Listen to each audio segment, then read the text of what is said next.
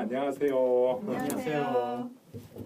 오늘은 지난 2주 동안 자리를 비우셨던 우리 정구동님께서 드디어 돌아오셨습니다. 아이고 반갑습니다. 우리 저희 환영해 주세요. 네, 우리 생업에 저기 한다고 저도 문자로 참여하면서 또 같이 시간을 보내고 이렇게 했었는데요. 그래도 목소리로 이렇게 다시 또 만나 뵙게 돼서 너무나 저도 즐겁고 반갑습니다. 소리가 아니죠? 화면에도 나오는데. 넥타이도 맸어요. 직장인의 유니폼이죠? 네. 오늘 또 넥타이에 대한 평가 많이 부탁드리고요. 이거 부담스럽게 다음으로 어떻게 하라고? 우리 구동층들의 문의가 쇄도했어요. 구동 동지가 언제 오시냐, 왜 안 오시냐, 무슨 일이시냐. 아주 힘들었습니다. 답변 드리느라고. 아이고 죄송합니다. 제가 원래는 부동층이 있을 때 구동층을 거쳐서 안희정의 견고한 지지층으로 안내한다고 했었는데 이게 요새는 그냥 제가 빠지니까 바로 부동층에서 견고한 지지층으로 가시는 분들이 있어갖고 역시 이제 상품이 좋으니까 잘 팔리는 것 같아요. 네. 섭섭하신가요? 아닙니다. 그거 섭섭하다 그러면 또 여기서 방송을 계속 못하죠. 섭섭할 수도 있죠. 네.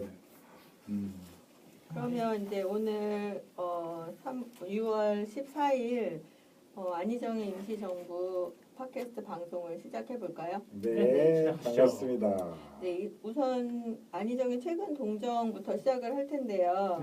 네. 제일 처음으로 눈에 띄는 거는 지금 추경 중에 있다 보니 이제 청와대 간 안희정 문재인의 가뭄 추경 촉구라는 기사가 눈에 띄더라고요. 네. 시도지사 간담회가 있었죠. 네네. 근데 거기서 우리 안희정 지사가 가뭄 추경에 대해서 얘기를 했다. 네. 그 내용인데 자세하게 말씀해 주시죠. 제가요? 네. 원래 사회자가 하시는 겁니다. 그렇죠. 강력한 지방분권의 한 일환으로서 이제 촉구를 한 것으로 보이고요. 이따가 추경에 대해서 이야기를 더 자세하게 하겠지만 추경 예산안에 이제 적극적으로 반영을 해달라는 그런 의견인 것 같아요. 이거 말고는 다른 특별한 사항은 사실 이번 주에는 없는 것 같아서 특별하게 다른 안건을 이제 소개를 해드리려고 가져왔는데 뭐 다른 것도 동정 말씀하실 거 있나요? 저도 이제 우리 다 같은 입장이잖아요. 이제 안 지사하고 관련된 부분은 뭐 기사가 뜨더라도 좀 아무래도 유심히 보게 되고 제가 지난번에는 퍼가지고 저희 이제 내부의 토론 방송 준비하기 위해서 토론하는 톡에도 올려주셨던데 이제 지자체장 향후 지자체장 선거에 대해서 움직임이 있는 분들을 좀 이렇게 지난 방송에서 그냥 못다한 말씀을 오늘 하시고 싶으셨군요. 그러게요. 존경합니다. 네. 근데 저는 그런 생각이 들더라고요. 이제 두 가지 생각이 들었어요. 하나는 현재 정권에 있어서 우리가 이제 뭐 민주당 후보로 우리 안희정 대통령 후보가 또 선거에 나가게 될 텐데 그때 현재 있는 문재인 정부가 성공하는 것이 필요하다. 그 다음에 또 하나는 그때까지 가기 위해서 그러면 우리가 3선에 도전을 안 한다면 그 다음에는 안 지사가 이제 어떤 행보를 하시는 게 바람직할 것인가 뭐 그런 생각을 해봤었는데요. 그래서 이번에 뭐 추경이나 이런 거하고도 연관돼 갖고 문재인 정부가 초기 스타트가 되게 좋잖아요. 지금 뭐 지지율이 80%대 이렇게 나오고 있는 상황이고 그 다음에 우리 안 지사님이 그러면 충남도지사에 3선으로 도전을 하시지 않는다면 그 다음에는 어디 당직을 맡아야 되시는 건지 아니면 정말 지난번에 뭐 우리 톡하다가 웃기도 했는데 뭐 이낙연 총리가 끝까지 다 못 가시면은 우리가 좀 맡으면 안 되나 뭐 그런 생각하고 이랬던 것들이 좀 제가 지난번에 못 와갖고 한번 좀 말씀 좀 드리고 싶었네요. 네. 한 번은 바뀔 수 있겠죠 뭐. 근데 우리만 바란다고 되나? 존경합니다. 네. 그래서 더 안희정 지사님의 동정에 대해서 더 말씀하시고 뭐 싶으신가요? 시도지사 모여가지고 공무회의 한번 하고 그런 식으로 중앙정부에도 참여를 하시는 것 같아서 요즘에 그냥 시끄럽진 않는데 시끄러운 면이 또 다른 거 있잖아요. 시끄러운 면이 따로 있어서 그 안지사님한테는 좀 포커스가 안 맞춰지지만은 그래도 열심히 활동하고 계신 것 같아요. 그래서 이번에 그 올라가서 또 이런 말씀을 하셨다 그래요. 그 촉구를 하니까 이제 문 대통령께서는 개헌 과정에서 지방 분권을 강화하는 조항과 함께 제2 국무회의를 신설할 수 있는 근거를 마련하겠다. 예, 연방제에 버금가는 강력한 지방 분권제를 만들겠다며 대통령과 논의하거나 지원받고 싶은 사항들이 있다면 언제든지 회의 개최를 요청해달라고 그 말씀을 하셨다고 네, 개런티를 받고 오셨네요. 네, 일단 이 정도로 하고 이번에 그 두 가지 이제 홍보 말씀을 드리고 싶은 게 있어서 사실은 네, 우리 이제 안희정 지사님의 활동도 중요하지만 사실은 우리 안희정 지지자분들의 활동도 많이 중요하다고 생각이 돼요. 네, 그런데 이제 지금 이제 눈에 띄는 활동이 지금 두 가지가 있더라고요. 네, 그래서 우리 희정이라는 이제 밴드 모임에서 2017년 하계 농촌 봉사 활동을 간다고 합니다. 저도 그 밴드 멤버입니다. 네. 원래 네. 4050 이랬었는데 네. 이제 연령 제한 없이 네. 다 이제 누구든지 가입할 수 있기 때문에 또 네. 여기 가입도 제가 권유하는 입장입니다. 네, 저희 임시정부 멤버들도 다 가입이 돼 있죠. 그래서 네, 그죠? 같이 활동을 하고 있는데 날짜는 8월 10일부터 12일까지 2박 3일이고요. 장소는 당진 백석 올미마을이라고 합니다. 네, 회비는 뭐 1인당 6만 원이라고 하고요. 가족과 다 함께 참석을 해도 된다고 하니까요. 많은 분들의 참석이나 호응이 있었으면 좋겠고 내용은 그 페이지에 자세하게 나와 있으니까 읽어봐 주시면 좋을 것 같습니다. 그리고 오시는 김에 페이지 좋아요.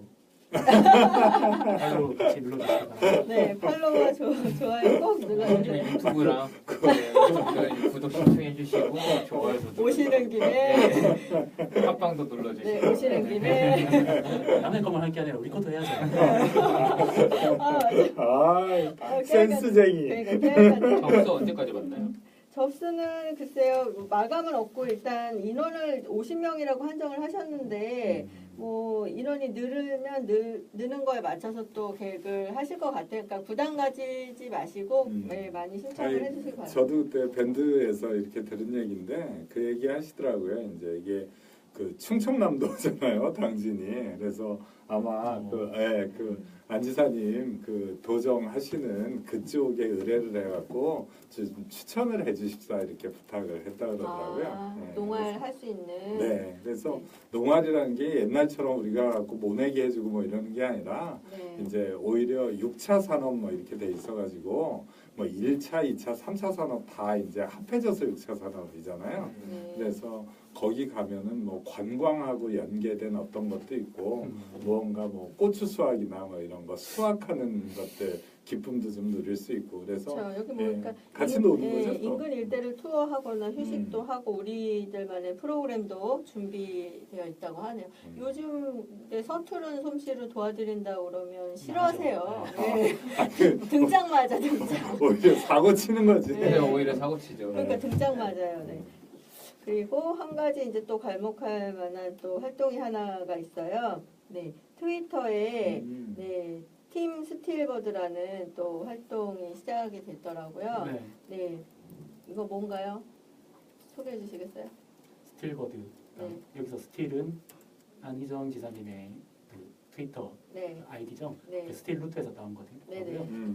버드는 제 생각에는 트위터 그 세모양을 짹짹. 따라한 것 같은데 합성어로서 네, 아무튼 그 네. 트위터에서 안희정 지지자들이 모여서 이제 서로 좀 스토리텔링이라든가 네. 좀 안희정 지지 활동을 이어가는 네, 그런 팀 활동이 짜졌어요. 네, 네, 네. 그래서 네, 말씀하시죠. 네, 목적은 안희정에 대한 흑색 선전에 대응을 하고 그다음에 흩어진 지지자들을 결집하기 위해서 새 달고 나서기로 했다라는 의미를 가지고 있다고 하네요. 그래서 많은 분들 지금 트위터에 가입을 좀 부탁을 드리고 안 하시는 분들도 많이 있으시잖아요. 아니 저부터도 트위터는 안 해봤었는데 네. 제 덕분에 이게 저 안희정 지지하게 되면서 네. 이런 SNS 소통 기술이 되게 페이스북 예, 발전하는 것 같아요. 적응하기도 참 힘들었는데 맞아요. 예, 인스타그램도 겨우 지금 하고 있는데 이제 트위터까지 하려니 그러니까 트위터는 좀 어려워요. 네, 어려워요? 네, 어. 20대 정도? 20대 30대. 글자 수 제한도 있잖아요. 네. 아니, 근데 트위터는 또- 촌철 살인이 돼야 되겠네. 저 미국 대통령도 하고 이러니까 그러니까 많이 하는데 그러니까 네. 트위터 우리나라에서 트위터가 좀 힘든 게 사진이 안 올, 사진 막 이런 게 아. 올리기가 힘들거든요. 네. 이미지를 안 하고 그냥 네. 말로만 하니까. 말로만 하니까. 그 링크 달고 보통 그렇게 하니까 트위터는 그러니까 우리나라에서 젊은 층들이 주로 많이 하고 이제 페북은 좀 이제 3, 40대, 50대로 넘어가는 것 같아요. 페북 자체가 이제. 근데 스틸버드라는 이름이 좋은 것 같기도 하면서도 약간 스틸야드 같은 약간 약간 그 포항제철 포항제철. 팀 같은 그런 느낌도 좀 들어가지고 스틸버드 그러네요. 좀 더 세련된 이름 부탁드리겠습니다. 아니 근데 네. 좋은데 이름 갖고 왜 그래? 아니 뭐 바꿀 수도 있죠. 아니 매트릭스 네. 그 만든 분이 누구지? 아니다 기억은 안 나. 아니 죄송해요. 팀 버튼 감독 얘기하는 거 아니야? 네. 그건 매트릭스가 아닌데. 예. 뭔 형제 있었는데. 워시어스키. 워시어스키. 그거 워시어스키 내가 하는 잘못 알았구나. 두 분 중에 한 분은 여자분 되셨잖아요. 네. 그래갖고 남매가 됐나요? 남매가 됐어요. 네. 워시어스키 남매. 예. 이렇게, 한국에도 왔었어요. 이렇게 상식도 배워가는 방송. 워시어스키 형제. 근데 이거 하다 보니까 우리가 점점 발전하는 것 같아서 좋긴 해요. 네. 트위터도 워시어스키 알아서? 트위터. 트위터도 그렇고 그러네요. 이제 그런 다양성이 좋은 것 같아요. 저는 뭐 취향껏도 트위터가 좋은 사람한테 선택의 폭이 넓어지는 거고 우리도 팟캐스트가 그냥 안희정 지지 방송이 없다 그래서 팟캐스트 만든 거잖아요. 네, 그렇죠. 네, 똑같이 또 이런 매체도 있고 우리 페북도 있고 밴드도 있고 네. 다 이제 골고루 다 네, 이래서 잘했으면 모두 좋겠어요. 짹짹이에 같이 음. 되고 짹짹 대주세요 이렇게 호소를 하더라고요. 예, 모두 알겠습니다. 예, 트위터 가입해 주시고 예, 많이 부탁드리겠습니다. 활동 부탁드리겠습니다. 네, 팀 스틸버드 네, 팀 저도 한번 스틸버드. 트위터 해보겠습니다. 네, 농알과 팀 스틸버드 네, 활동 기대됩니다. 네. 네. 그러면 이렇게 지지자들의 활동 모임 소개도 끝났고 이제 본격적으로 주제에 대해서 이야기를 해보려고 합니다. 오 네. 여기 뭐 선수들이 벌써 참가하신 분들이 많이 있네요. 남금은 씨, 네. 짹짹이 우리 나왔어요. 남궁은 씨는 아, 아주 우리 열심히 예, 네, 우리 참여를 해주시는 분이세요. 윤은미 반장님도 또 팀 스필버드 네. 이게 하셨다는 건지 하겠다는 건지 제목만 딱 기억하셨네요. 이제 이미 하실 분으로 지정되셨습니다. 그러니까. 이제 되돌릴 수 없어요. 우리 남궁은 씨가 퀴즈 정답을 알고 계신데 퀴즈를 저희가 냈거든요. 네. 상품을 걸고 근데 아직 정답 맞춰주신 분이 안 계시네요. 그래요? 네. 무슨 잘 안 들으시나 봐요. 아니 페이지를 안 들어보시나? 그러니까 네. 저도 페이지에 나는 알고 있다 이렇게 얘기하신 거 들었는데 네. 이제 맞춰주셔도 돼요. 네, 페이지에. 아시는 분, 정답 아시는 분은 네. 예, 맞춰주시면 상품 보내드리도록 하겠습니다.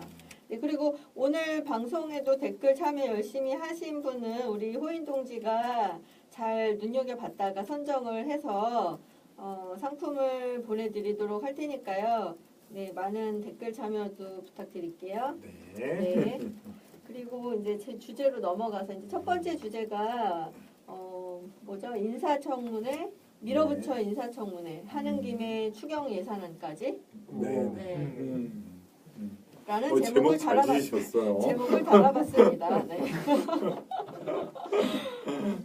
근데 요새 진짜 이 속도감 있게 진행되더라고요. 사실 요 다음 주제가 또 내로남불 뭐 이런 거에 대해서 얘기해 보자는 거잖아요. 근데 뭐 따로 또 같이 이래서 어떤 게 딱 분리되는 개념으로 딱딱 단절되는 것 같지가 않아요. 근데 요새 인사청문회를 하다 보면 사실은 뭐 청문회 관련된 이런 규정이나 법률이 좀 강화가 된 게 사실은 뭐 옛날 참여정부나 그 앞에 DJ 정부 시절에 이런 것들이 좀 강화된 부분이 있는 거거든요. 그다음에 지금 추가 경정 예산이나 이런 거에 관련된 것도 그 용도를 제한해서만 그 예산안을 발령할 수 있게 법령을 강화한 게 뭐 사실은 이 더불어민주당이 그렇게 주도적으로 만든 면이 있어요. 과거에. 네네, 과거에. 근데 그렇게 하다 보니까 이제 인사청문회도 사실은 뭐 이게 정도의 문제인데 전에는 뭐랄까 그 어떻게 보면 반대 입장에 서 있었던 거죠. 지금 우리 그 더불어민주당이나 다른 현재 이제 그 집권 세력이라고 하는 분들이. 근데 이제 뭐 여러 가지 쟁점이 있는 것 같아요. 그래서 저도 뭐 요새는 빨리 정부가 출범을 해가지고 어서 일을 해야지 그동안 몇 달 놀았는데 이런 측면이 있고, 또 하나는 인사 5원칙이라고 이렇게 확 앞에 너무 세게 못을 박아 버리니까 거기에 있는 게 제가 뭔지 한번 찾아봤어요. 그랬더니 뭐 위장 전입이 있더라고. 그다음에 뭐 병역 문제가 그렇게 크게 걸리는 사람은 없는 것 지금은 같고, 없죠. 예, 부동산 투기도 그 정도까지는 아닌 것 네, 같고, 그렇죠. 이제 제일 중요한 게 그 5가지가 병역 면탈, 부동산 투기, 세금 탈루,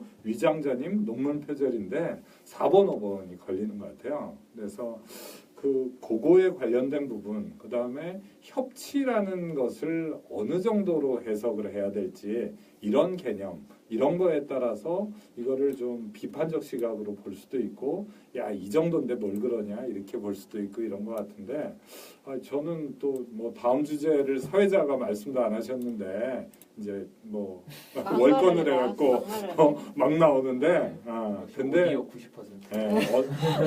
어떤 거든지 좀 객관적 잣대로는 봐야겠다 이런 생각했습니다. 네.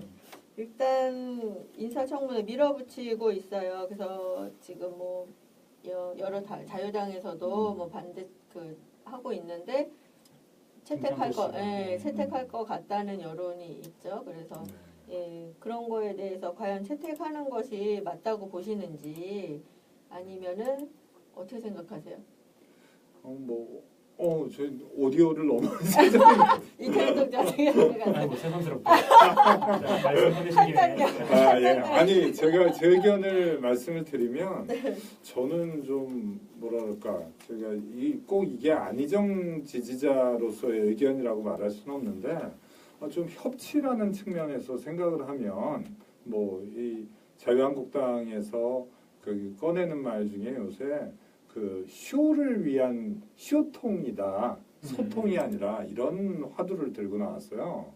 근데 그게 노력하시죠. 저도 감동적이더라고요. 이제 특히 박근혜 전 대통령하고 이렇게 비견할 때 문 대통령께서 이렇게 야당도 찾아가시고 국회에 가고, 원래는 예산안 내고 난 다음에는 대통령이 가고 이렇게 어떤 협조를 구하는 시정연설이나 이런 거 하는 거는 일반적으로 전에도 있었던 일인데, 아마 추경 예산안을 내놓고 난 다음에 이걸 설득하겠다고 간 대통령은 유일하실 거예요. 근데 그런 측면에서 이렇게 노력하는 모습을 보이셨는데, 사실은 저는 김상조 공정거래위원장을 이렇게 아예 선임을 해버리시는 발표가 한 타임 빠르지 않았나 이런 느낌이 들었거든요. 이게 지금 저는 강경화 외교부 장관 후보자 같은 분은 굉장히 아깝더라고요. 근데 어떻게 보면 우리가 앞에 문 대통령이 제시하셨던 인사 5원칙에 이제 딱 걸리니까 그게 경미하다고 뭐 우리가 폄하해버리고 무조건 밀어붙이자 이렇게까지 하는 거는, 그러면 협치를 내건 그 얘기하고도 뭐 얘기는 그냥 들으러 가는 신용만 하고 나머지는 우리가 다 밀어붙였다 이렇게 오해될까봐 좀 걱정스럽기는 하다는 게 제 생각입니다. 네, 그런 면도 있긴 하지만 또 자유당이나 국민의당에서 걸고 넘어진다는 표현은 좀 그렇고, 제시하는 그런 것들이 타당한 또 이유가 되지 않는다는 여론도 있는 거잖아요. 그런 부분에 대해서는. 근데 이제 우리가 한 뭐 오늘 한 벌써 100일째가 됐더라고요. 아까 태훈 동지가 왔고. 근데 초기에 문 대통령이 되시기 전부터도 된다면은 우리가 이제 그때 경선에서 지고 난 다음에 한희정 후보가 이제 그런 얘기를 했어요. 나중에 어떤 초기 동력을 갖고 간다면 꼬투리 잡히지 말아야 된다. 꼬투리 잡혀. 왜 그러냐면 지금은 이제 꼬투리 잡으러 나올 거는 다 예상됐던 사안이잖아요. 예, 그 자유한국당 같은 데도 그렇고 국민은행당 같은 데도 어찌됐든 자기들이 취하는 스탠스는 이제 뭔가 자기 지지 세력을 결집시켜야 되는 필요성이 있기 때문에 이 인사청문회는 무조건 꼬투리 잡을 거라 알고 있었거든요. 그렇기 때문에 우리가 이제 범 잡힐 게 없는 자기 검증을 좀 하고 난 다음에 그와 같은 빌미를 안 주는 게 중요하다고 생각했었는데 그게 빌미거리가 되는 거는 몇몇 건에서는 있는 것 같아요. 저는 뭐 강경화 외교부 장관 후보자의 위장 전입이나 지금 문제가 되고 있는 김상곤 그 교육부 총리 후보자의 논문 표절에 관련된 부분이나 이런 거는 또 공정거래위원장이 아니라면 김상조 위원장의 그 정도의 흠결은 다른 보직이었다면은 조금 더 그 편안한 시선으로 볼 수도 있었을지 모르겠는데 그 자리 자체가 갖고 있는 어떤 상징성이나 이런 거 논문 표절도 교육부 총리가 아니라면 야 하늘 아래 새로운 게 뭐 몇 개나 있겠냐 이런 말처럼 좀 넘어갈 수도 근데 있겠지만 논문 표절은 아예 논문 표절이라고 판정이 났나요? 아니요 안 났어요. 그냥 의혹만 있는 건가요? 네. 아, 그런데 상당히 좀 신빙성 있는 의혹. 아, 그 뉴스에는 그냥 대조된 게 목차 같은 건 똑같아요. 일본 논문하고. 그래요? 근데 이제 서울대에서는 저기 어떻게 그런 논문이 박사학위 통과될 수가 있어요? 논문은 네. 표절이라고 보기는 어렵다는 해석을 내놨다 그러더라고요. 원래 본인이 발행한 논문들에 대해서는 응. 그런 판정을 늘 내립니다. 서울대학교. 예. 네, 자기 학교 명예가 걸려있기 때문에. 자기 논문을 자기가 표절한 거예요? 아니면 아니요 그게 아니라 서울대가 네. 이제 박사학위를 준 거예요. 김상곤 그래서 서울대 전 입장은 교육학교는. 그렇다? 네, 서울대는 그 박사학위 논문이 표절은 아닌 걸로 해석되고 석사학위 논문은 표절 심사의 대상이 아니다 이렇게 발표를 봤어요. 물론 이제 확정된 건 아니지만 뭐 서울대학교는 늘 사실 이런 문제가 있을 때마다 같은 입장이었기 때문에 좀 더 객관적인 검증이 필요하다고 생각하고요. 뭐 다른 건 몰라도 전에 아까 구동 동지도 말씀을 하셨듯이 문재인 대통령의 좀 타이밍이 약간 아쉽달까요? 그러니까 실컷 원내대표랑 다 만나러 가가지고 약간만 저 시간을 끌고 난 다음에 뭐 김상조 공정거래위원장을 뭐 임명을 강행한다든가 좀 이랬으면 될 것 같은데 만나고 난 다음에 불과 얼마 안 있어가지고 바로 이게 임명을 강행해버리니 그러니까 약간 요식행위로 보일 여지를 스스로 줬다 이런 좀 측면이 있고 또 이제 계속 구동 동지와 같은 맥락으로 얘기할 수 있는 게 다 예상할 수 있는 상황이었어요. 의석수도 적고 네, 저쪽에 감정도 별로 안 좋고 이거 다 알고 있는 상황인데 그런데도 너무 맨몸으로 부딪힌 것 같다는 느낌. 그러니까 이미 충분히 예상할 수 있는 상황인데 그것에 어떻게 대응할지에 대한 전략 없이 그냥 몸으로 부딪힌 느낌이라 그 부분도 좀 많이 아쉽다 이런 생각을 가지고 있습니다. 네. 근데 뭐 이런 저는 사실은 제가 옛날에 지지한 적도 있는 것 같은데 정말 자유한국당은 이제 다시 지지하게 될 가능성은 정말 없을 것 같아요. 진짜로? 아니 모르지 이제 또 우리 너 바른 정당 뭐 정치 네, 뭐 바른 정당이 잘 되길 바래요 차라리 그쪽에서는. 근데 네. 그런 생각이 돼. 그렇다고 하면 저는 뭐 자유한국당을 싫다기보다는 친박이 싫어요. 친박. 근데 친박이라는 정치 세력을 와해시켜 갖고 솔직히 속마음으로는 괴멸시키고 싶어요. 이제 겉으로도 말했네. 근데 그 괴멸시키는 방법이 그쪽을 괴멸시키겠다고 쫓아가 갖고는 정치 세력은 괴멸이 안 되는 것 같아요. 오히려 그 지지 세력을 더 단결시키는 것 같아요. 그래서 그냥 존재감이 없게 만들어버리는 게 최선의 방안인 것 같은데 사실은 존재감이 생겨날 빌미를 계속해서 주면서 괴멸을 세게 외칠수록 괴멸시키기는 점점 어려워지는 그런 느낌이에요. 그러니까 자기 장점을 살리면은 좀 더 좋았을 텐데 만약 그 문재인 정부가 그 협치를 말하고 그 5대 인사 원칙. 인사 원칙을 강행하겠다 근데 문제점이 생기잖아요. 이 하나하나가 문제점이 생기면 이제 문재인 정부를 좀 믿고 따랐던 그 왔다 갔다 했던 지지자들이죠. 철새들 같은 이제 지지자들은 좀 긴가민가한 거죠. 그러니까 이게 원래 그 비리가 없는 사람, 그러니까 좀 문제점이 없는 사람도 없거든요. 하나같이 이제 사람들이 다 그 좀 부족한 부분도 있는데 그 부분 자체를 너무 스스로 메꾸려고 하면은 힘들어요. 다른 사람들이 같이 메꿔줘야지. 그 부분은 다들 지금 이제 아쉬워하는 부분이죠. 다 자기의 발목을 잡는 그런 일을 한 거 아닌가. 지금 이런 말씀들을 하고 있고 지금 태훈 동지가 말한 것처럼 그럼 그게 아니라 이제 진정성을 보여서 이제 협치를 좀 구하는 그런 제스처를 보이는 거라면 좀 타이밍이 좀 아쉽지 않았나. 네, 그런 점도 저도 좀 공감을 좀 하는 부분이고요. 근데 이 문재인 대통령 같은 경우는 그런 타이밍에 있어서는 그런 행보를 경선 때부터도 사실 많이 맞잖아요, 그렇죠? 부족한 타이밍. 부족한 타이밍, 혹은 또 너무 빠른 타이밍, 뭐 이런 것들이 있어 왔어요, 사실은. 그래서 그거 이제 진심이니까 우리가 믿어주자, 뭐 아니면 그런 걸로 이렇게 지나쳐 오긴 했는데 그것이 계속 이어지는 같은 맥락이 아닌가 싶어서. 개인적으로는 문재인 대통령의 우직함이라고는 봅니다. 본인이 네, 뭐 진심이 아니라고는 생각하고 싶지 않아요, 그렇죠? 네. 본인이 믿고 있는 게 있고 네. 본인이 해야 되는 게 있어서 네네네. 그거를 우직하게 밀고 가는 거라고 볼 수는 있는데 네. 그래도 한 나라의 대통령, 그러니까 한 나라의 최고 책임자라면 좀 더 좀 전략적인 움직임을 보일 필요가 있다. 그 부분이 좀 많이 아쉬운 부분인 거고요. 또 정권 초기니까 또 본인이 꼭 자기와 함께 일하고 싶은 사람을 임명할 수는 있죠. 국회가 이렇게 만들어서 네. 임명할 수는 있는데 네.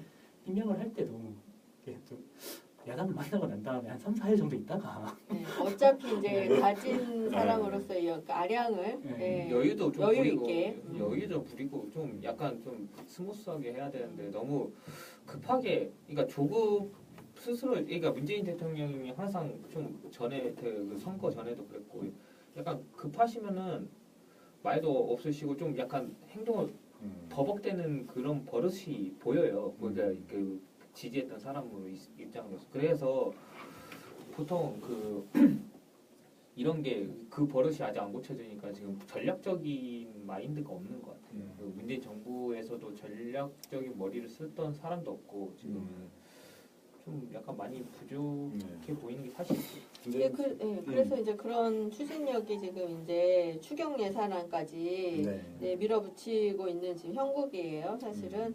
사실은 인사보다는 추경 예산이 네. 첫 번째 네. 예산이죠. 작품이죠. 작품이죠. 네. 첫 작품이죠. 인사권이야, 인사청문회야 사실은. 원래 하는 그렇죠? 거고. 원래 하는 거고 지금 이제 첫 문을 열었는데 추경 예산을 뭐가 문제죠? 지금 문제점을 말하고 있는 것 중에 하나가 일단은 불법이다 아니다. 네, 일단은 그죠? 불법이다 아니다.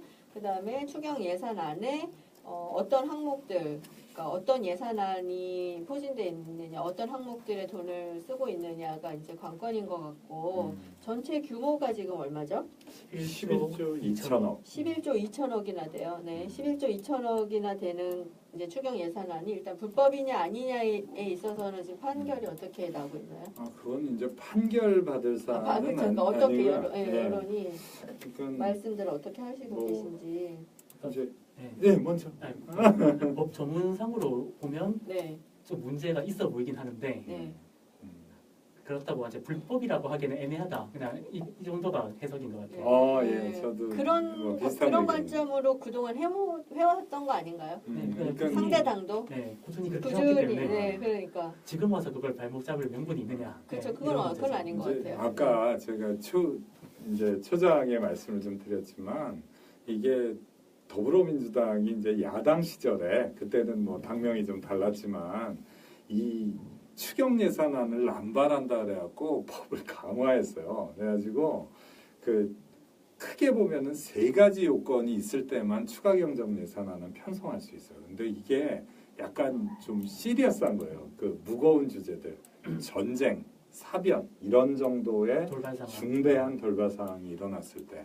근데 이거는 지금은 아닌 거죠. 그다음에 두 번째로는 어떤 법의 변경으로 인해서 국가의 지급 책임이 생겨서 지급해야 될 의무가 변경됐을 때 이것도 아닌 것 이것도 같아요. 아니고. 예를 그래서 들어 이제 연금제도가 개혁됐거나 그렇죠. 하거나. 예. 그렇죠. 그렇죠. 근데 이제 세 번째 요건이 가장 좀 추상적이에요. 어떻게 돼 있냐면 뭐 경기 침체, 대량 실업과 같은 중대한 사유의 사태 발생 또는 그와 같은 사태가 예견되는 경우. 이거네요.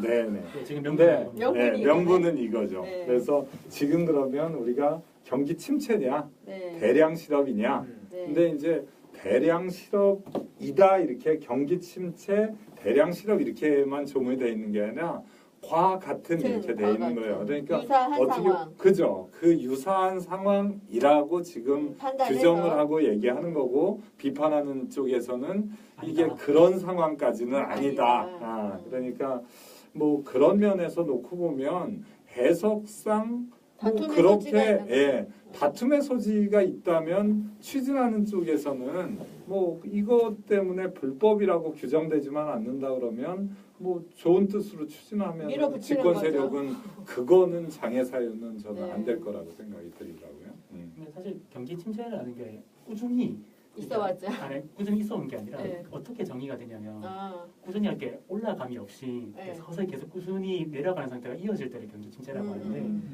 이게 애매하게 우리 1분기 그러니까 2017년 1분기부터 약간 반등되는 기미가 또 보여버려가지고 아. 자유한국당에서는 그것을 물고 늘어지고 있죠. 이건 지금 경기 그치 침체가 아니라 아니다. 아. 경기 회복세인데 네. 어떻게 그런 명분을 내볼 수가 있느냐. 네. 머리 좋네. 네. 일단 실업률도 지표상으로는 조금씩 떨어졌어요. 그래서 이건 대량 실업이 개선되는 상태지, 대량 실업도 아니었고 실업이었다 해도 개선되는 상태지 어떻게 이걸 대량 실업과 같은 상태라고 할 수 있느냐. 지금 여기로 물고 들어오고 있는 거라서 네.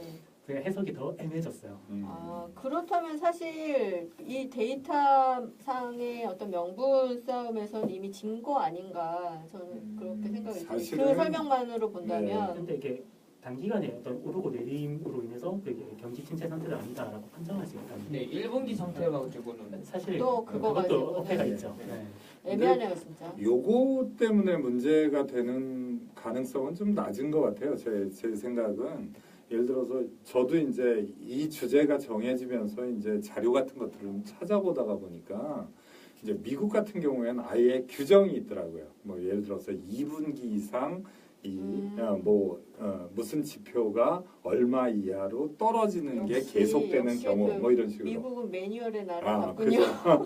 근데 우리는 그런 네. 기준이 없는 거예요. 기준이 없으면 위반인지 아닌지를 구분하기 어렵게 됩니다. 그러니까 그러니까 네, 이것도 이제 맞아요. 공무원 이게 연간대 공무원 일자리 수 늘리나 저거냐 근데 네. 공무원 그 일자리 수를 무분별하게 늘리 안 된다고 말하잖아요. 근데 네. 늘려야 되는 부분들이 있어요. 아. 소방이나 경찰이나 네. 그 우리들의 안전에 관련된 거는 그렇죠. 뭐 사회복지별이나 뭐 사회복지도 올려야 된다는 사회복지도 예. 또 올려야 되는 데가 그러니까 있고 뭐 또 아닌 예, 데가 있고. 그러니까 좀 이게 좀 자세하게 들어가야 되는데 너무 문재인 정부가 단편적으로 내다 보니까 자유한국당에서 단편적으로 받아버리는 거죠. 그러니까 너무 이게 그냥 극과 극으로 항상 나뉘잖아요. 좀 미시적으로 약간 디테일하게 접근할 필요가 있다. 네. 또 이제 한 가지 문제가 되고 있는 게 이게 추경 예산이라는 게 이름이 추가 경정이잖아요. 그렇죠. 말 그대로 본 예산에 얻는 예산이라는 건데 지금 박근혜 정부가 거의 반년 정도 빈 상태였잖아요. 그러니까 정부 행정부가 놀았죠. 없는 상태였잖아요. 그러다 보니까 작년에 책정됐던 본 예산이 계획대로 거의 집행이 안 됐어요. 네, 그렇죠. 네. 네. 그러니까 사실 이미 짜여져 있는 본 예산을 투입했을 때 어떤 효과가 날지 예상할 수가 없는데 예상하지 못하는데 여기서 또다시 추경 예산을 편성해서 집행을 하는 게 맞는 것이냐 여기에 대한 디베이트도 좀 있습니다. 그렇죠. 네. 그거에 대한 판단도 지금 불확실한 거네요. 네. 그죠. 그래서 이 11조 2천이 이제 뭐 증세 없는 복지 이런 얘기 하는 것처럼 더 세일을 안 걷고도 조달할 수 있다 이렇게 발표를 했거든요. 근데 이게 아마 태연 동지 지금 얘기하는 거 비슷하게 한 8조 8천억 정도는 연말까지 그냥 그 제대로 집행 안 된 예산이 있는 것 같아요. 그래서 그거를 이제 활용을 하는 거고 거기에 이제 추가로 한 2조 4천억 정도 더 편성을 해가지고 특히 이제 저도 보도 자료나 재경부에서 만들어진 자료 뭐 이런 거 아까 제공해 주신 것도 좀 봤는데 한 5조 2천억 정도를 일자리 예산이다 이렇게 해가지고 어떤 정치적인 업적으로는 이게 일자리를 위한 추경이다 이렇게 모토를 내세우는 것 같아요. 근데 뭐 사실 조금 뜯어보면 그 말은 또 졸속이라고 비판받고 있는데 그런 게 좀 공감이 가는 면이 있어요. 일부. 그래서 저도 이렇게 비판이 있거나 이렇게 논란이 될 때마다 이런 생각이 들더라고요. 그러니까 예상이 되잖아요. 이렇게 내놨을 때 어떤 비판이 올지, 네. 어떤 논란이 올지. 그러면 좀 디테일하게 그런 것들에 대해서 다 방어할 어떤 그 디테일한 이제 방어할 만한 어떤 이유라던가 이런 거를 다 면밀히 검토 후에 이렇게 발표를 하고 실행을 하고 하는 계획들이 좀 되면 좋지 않을까. 저는 좀 그런 생각이 들더라고요. 네. 너무 비판도 안 한 것 같아서 그나마 이게 예산안에 긍정적인 면이 있다면 그동안에 뭐 어떤 추가 경정 예산이나 혹은 뭐본 예산을 할 때도 되게 사회 간접 자본 같이 이렇게 눈에 크게 보이는 대사업이나 이런 데 관련된 예산을 많이 썼는데 이번 추가 경정 예산에는 그런 건설과 관련된 그런 데 예산을 빠져 있고 이렇게 순수하게 그냥 순수한지 안 한지는 이제 본인들만 알겠으나 어쨌든 보이는 지표상으로는 네. 직접 그 수혜자에게 돈이 갈 수 있는 그런 구조로 예산이 짜여져 있다는 것은 좀 고무적인 일이라고 할 수 있겠죠. 이게 뭐 직접 지불되는 건가요? 중간에 뭐 그러니까 일종의 급여성이라서 급여성이라서. 네, 직접 지불된다고 보는 그래서 여론이 좋은 것 같아요. 그래서 맞아요. 네, 여론도 뭐 일자리 어쨌든 뭐 밥 걱정 뭐 이런 목구멍 포도청이다 이런 말도 있지만 어쨌든 일자리가 이렇게 안정이 되고 난 다음에 그 다음에 뭐 정의든 뭐 가치든 이런 것을 논해야 하지 않냐라는 목소리가 뭐 더 크니까 일단은요 현재는 뭐 적폐청산도 좋지만 하니까 이제 이런 여론들의 힘을 받는 게 아닌가. 그래서 뭐 80몇 의도가 순수하지 않았으면은 아예 그죠. 지지를 못 받았겠죠. 그렇죠. 네. 의도 자체는 순수하니까 일단 믿어보자라는 식으로 그렇죠. 되는 거겠죠. 그렇죠. 그리고 지금 이제 인사청문회에서도 이렇게 뭐 타이밍도 아쉽고 뭐 여러 가지 뭐 있지만 여러 가지 그 문제점들도 있고 뭐 꼬투리도 잡는 꼬투리 내용도 아무리 뭐 합리적이라 하더라도 이런 것도 이렇게 밀어붙이고 하는 것이 이제 지지를 받는 이유가 이제 여론인 거죠. 여론의 힘인 것 같고. 아직까지는 선의로 보인다. 아, 그럼요. 이런 그렇죠. 거죠. 그러니까 인사청문회 자체도 크게 문제가 안 되는 게 아무리 그 뭐 위장 전입이나 뭐 그런 문제점이 생기잖아요. 근데 그 사람들이 아직 국민들이 이제 일단 판단해보자는 그러니까 해보고 판단해보자는 거죠. 그렇죠. 능력을 한번 일시켜보고 네. 해보자 뭐 이런 식으로 여론이 되는 거죠. 만약에 이제 문재인 정부가 여론이 뭐 좋지 않거나 이러면은 당장 뭐 일 시켜보자 이런 말도 아니 그런 사람을 어떻게 일을 시키냐 이제 왜 이렇게 나오겠죠. 근데 막 이런 거는 좀 신경을 써야 될 것 같아요. 여태까지 이제 한 달 남짓 됐잖아요. 그 5월 9일 날 그때 당선되셨죠. 근데 그동안 있었던 거는 사실은 의도만 갖고 높은 평가를 받게 된 거예요. 지금 그 타이밍 좋게 누구누구를 인선을 하고 참신한 인선을 하고 가뜩이나 뭐 박근혜나 박근혜 일파들은 이제 뭐 아까 말씀하셨던 것처럼 몇 달 일 안 하고 놀고 나라가 안 돌아갔으니까 이제 훨씬 돋보이는 거죠. 근데 지금부터는 이제 어디 트럼프도 만나러 가야 되고 그다음에 뭐 그다음엔 유럽에서 G20 정상회담 하는데 또 가시더라고요. 근데 그런 것들이 연결돼서 정말 강한 상대하고 축구도 어제 그 참극이 벌어지긴 했지만 우리가 이제 그 1차 예선할 때하고는 다르잖아요. 네, 그렇죠. 또 가뜩이나 월드컵 같은 데 나가가지고 정말 옛날에 잉글랜드나 뭐 아르헨티나나 이런 데랑 붙을 때랑 다른 것처럼 이제는 우리보다 센 상대하고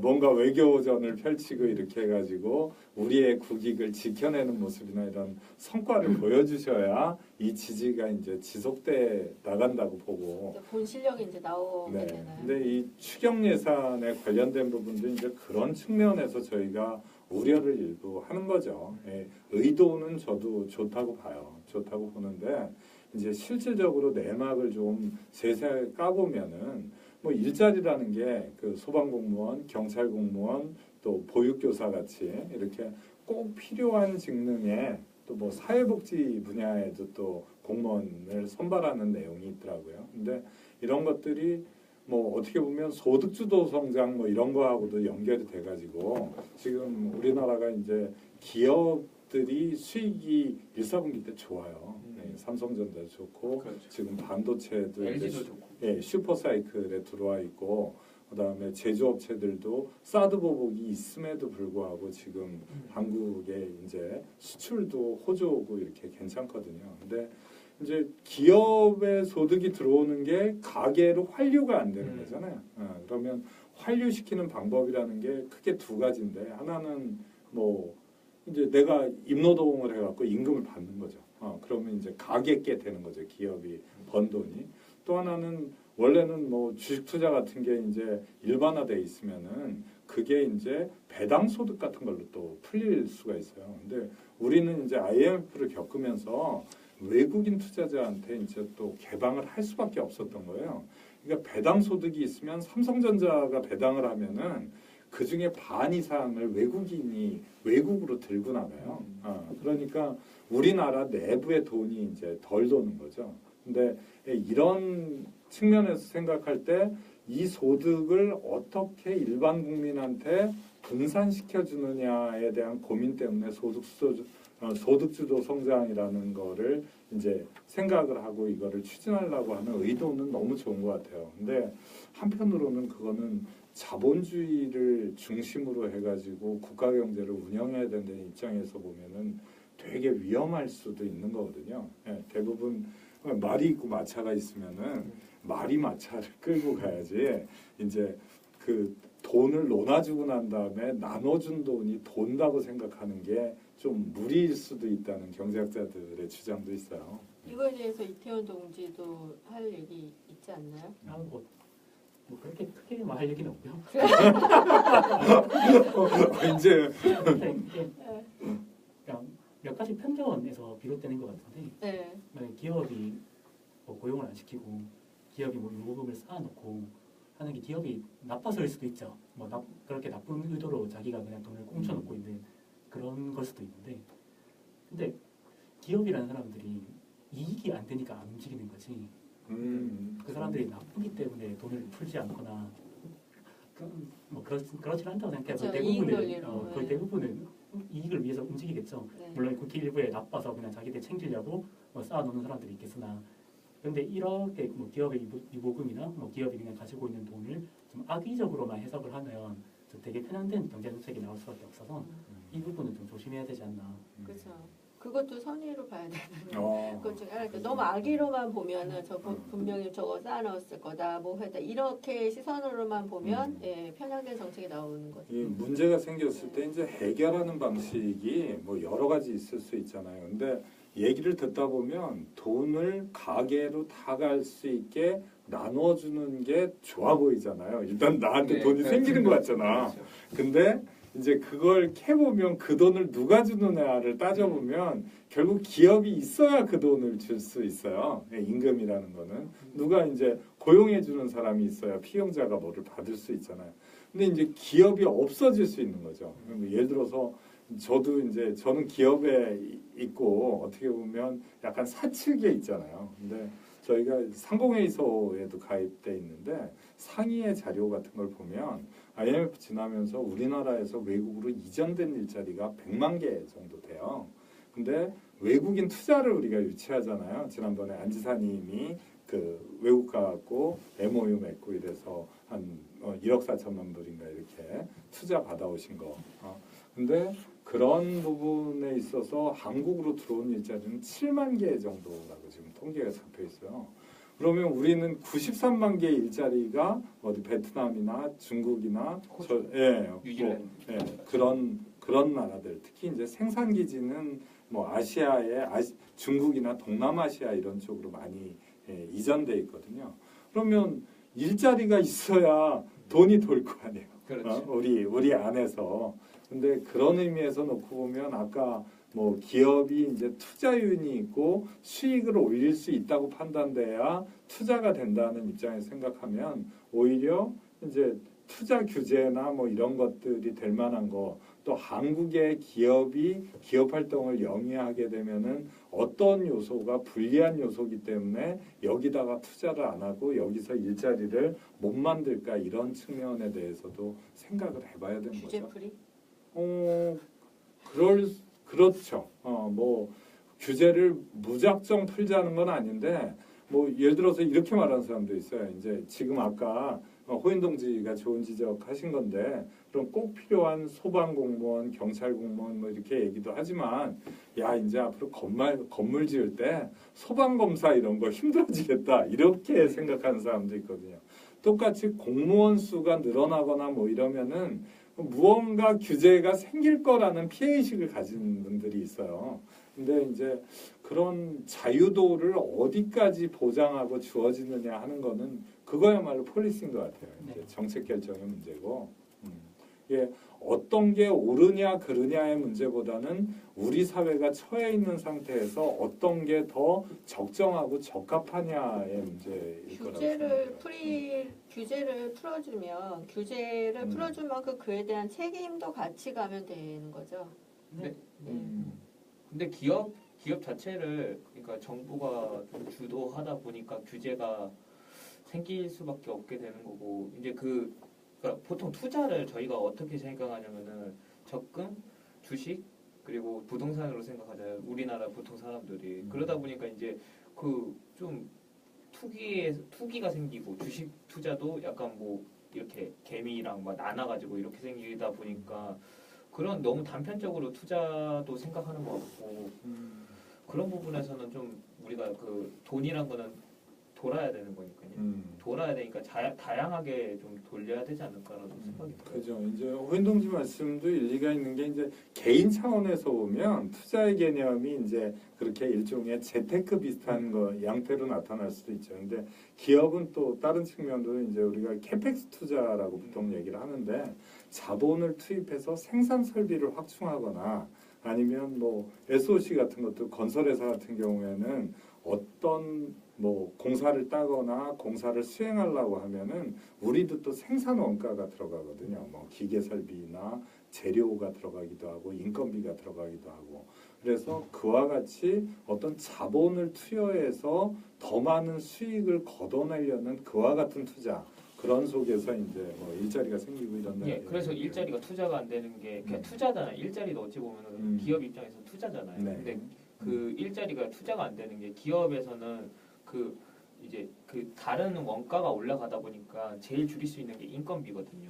그 모든 그 요식업계나 이런 거 보면은 다 그 인건비를 그렇죠. 먼저 서비스업을 줄여요. 특히한. 그러니까 먼저 줄이게 되다 보니까 일자리는, 그런 일자리들이 점점 없어지니까 일자리 구하기 힘들다고 말하게 되는 거니까, 그런 부분에서는 원가나 이런 것도 봐야 되고, 너무 이제 우리가 맨날 단편적으로 보지 않는가 싶어가지고. 그럼요. 네. 이건 뭐 복합적으로 본다는 말은 공감해. 우리가 이제 과연 그러면 우리가 추경 예산을 얘기를 하면서 이와 같은 추가 경정 예산안을 편성을 해갖고 결국은 일자리를 창출하기 위해서 이 추가 경정 예산안이 필요하다고 대통령이 설득하러 가신 거잖아요. 네. 그럴 때 이제 여기서 과연 일자리가 얼마나 생겨서 어떤 파급력을 갖게 될 것이냐, 이런 부분을 좀 생각을 해볼 필요가 있는 것 같아요. 그럼 이렇게 추경 예산안이 생겨서 추경으로 생긴 일자리가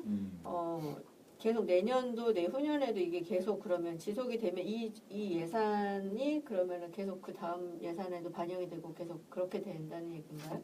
그거는 아닌 것 같고요. 근데 일회성인가요 그러면? 그죠. 올해 본 예산이 있고 올해 본 예산에 이제 근데 일회성이 있고 그다음에 계속 지원돼야 되는 또 부분도 있죠. 부분도 네. 있고 한 것 네. 같아서 공무원 채용을 하면 그들의 급여나 그렇죠. 그거는 계속 서비스에 대해서는 이어질 거 아니에요. 계속 다음에 본 예산에 반영을 시켜야겠죠. 그렇죠. 그리고 여기 보면은 어린이집 보조교사, 대체교사 이런 거 같은 경우는 또 일회성일 거 아니에요. 그 이번에만 보조교사를 지원을 하고 다음 해에서는 또 지원을 안 하고 이러면 이것도 그런 일회성이 될 가능성이 있고 일회성이 될 가능성이 있습니다. 노인 돌봄 서비스도 일회성일 거고 아동 안전지킴이도 일회성일 아니 거고. 그거는 그런 부분은 일회성이 안 돼요.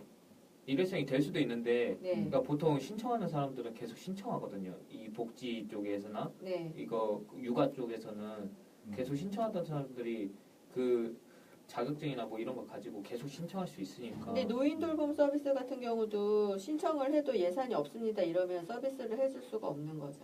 그런 배당 예산이. 그래서 이제 복지 정책이 되게 조심해야 되는 게 네.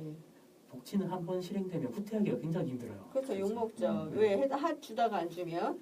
또 아동 안전지킴이 같은 경우도 이것도 뭐 한 교당 있다가 없음. 뭐 작년에는 이제 한 학교당 몇 명이 배당이 되다가 올해는 배당이 안 돼서 없어졌어요. 뭐 이렇게 생각할 수도 있는 거예요. 그럼 쭉 이어지는 일관된 정책이 아니다 보면은 근데 그럴 공산이 크죠 지금 이제 추경으로 배당이 되다 보니까.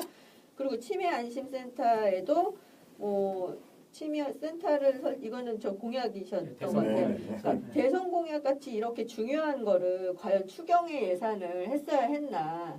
내년 본 예산에서 더 꼼꼼하고 치밀한 기획을 해서 해야 되지 않나 저는 그런 생각이 드네요. 사실은 그게 이제 네. 자유한국당 같은 데서 이제 네. 좀 지적하는 논리입니다. 아, 그런가요? 이제, 나 그런 못 논리를 조금만 더 네. 좀 소개를 하면 왜 그러냐 하면 자유한국당이 하는 말이라고 무조건 틀린 말은 아니잖아요. 거기 이제 이거 저 뭐죠? 어. 커밍아웃 하자는 청문회 그거 못 보고 예.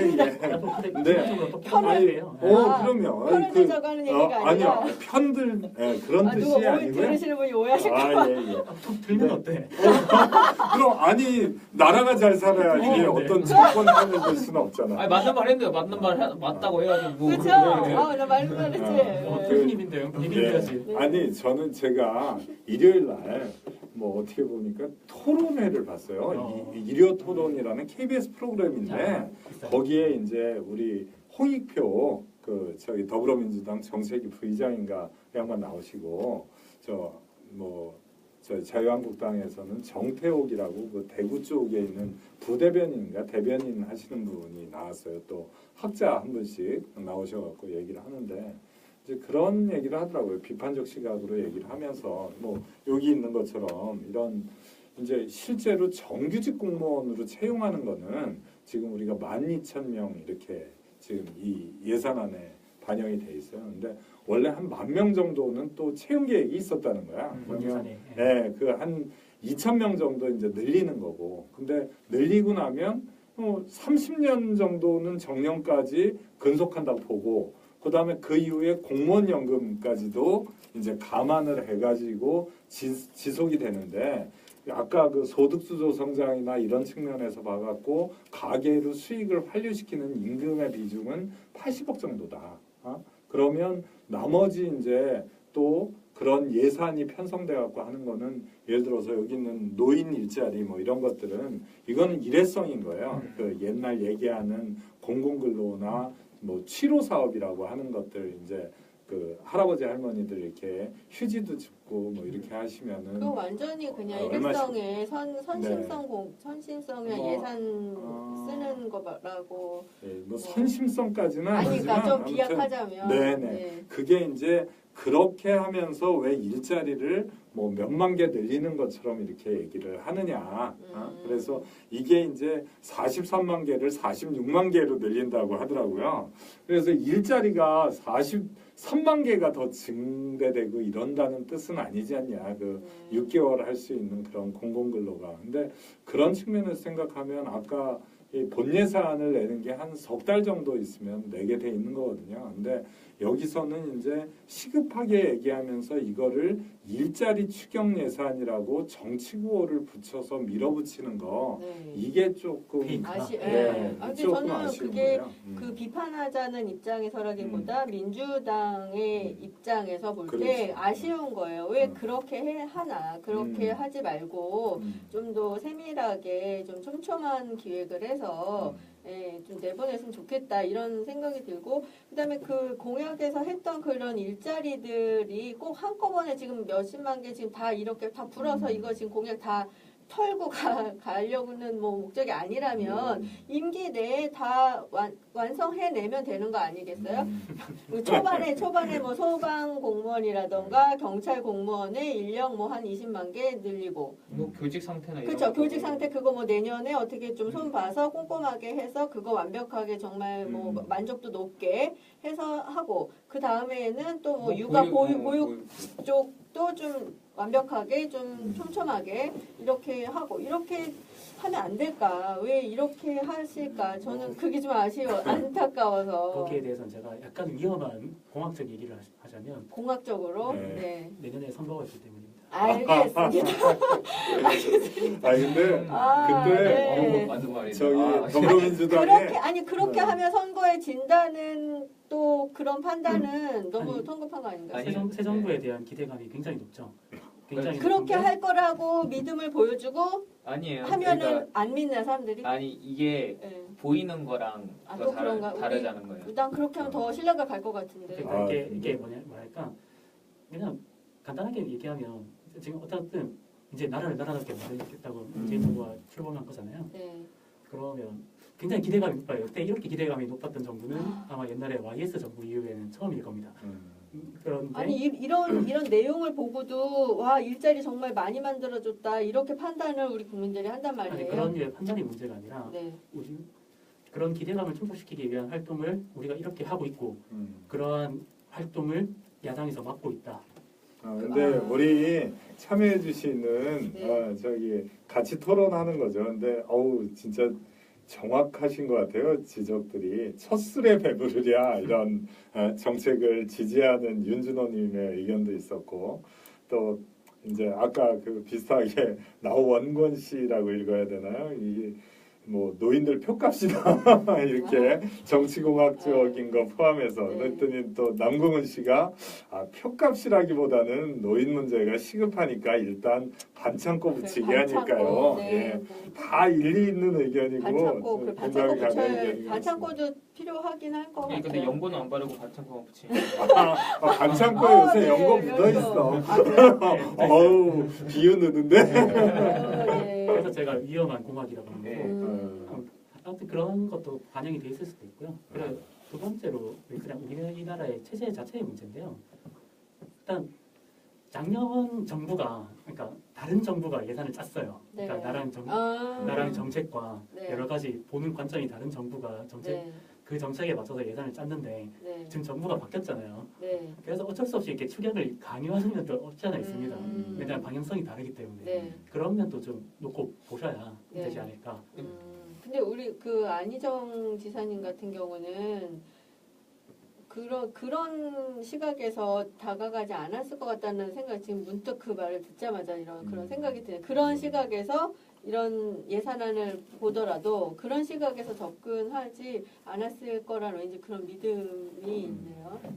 근데 뭐 이거는 정말 뭐 만약이라고 하면은 욕할 사람도 많이 있을 것 같은데 저는 뭐 그런 생각 해봤어요. 일단 아까 좀 지나간 주제지만 인사청문회나 뭐 이런 거 할 때도 아예 정말 대연정의 시각으로 접근을 했다면 그런 문제는 아예 포석서부터 전혀 다른 스케일로 다가갔을 가능성이 있고 대화 그다음에- 자체를 그런 방식으로 하지 않으셨을 것 같아요. 그죠. 네. 어떻게 보면 연정이라는 게 뭐 연정 합의서 뭐 이런 것도 아마 다 조사해 놨을 거예요. 태훈 동지만 조사한 게 아니라 네.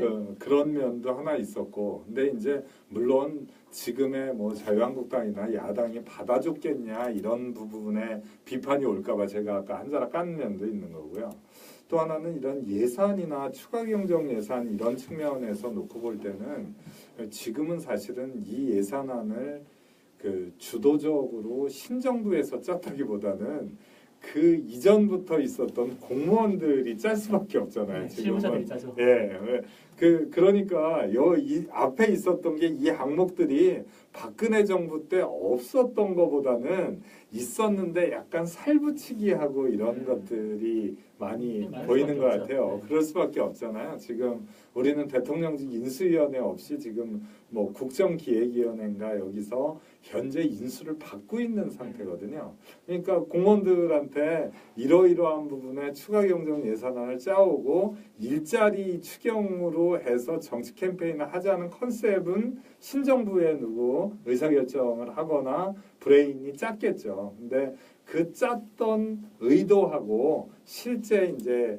그 붙어 있는 추가 경정 예산안은 약간 괴리감이 있는 거죠. 근데 제가 더불어민주당을 좀 변호하자면 그 토론에 이제 홍익표 의원이 나와서 훈훈하게 마무리를 하시더라고요.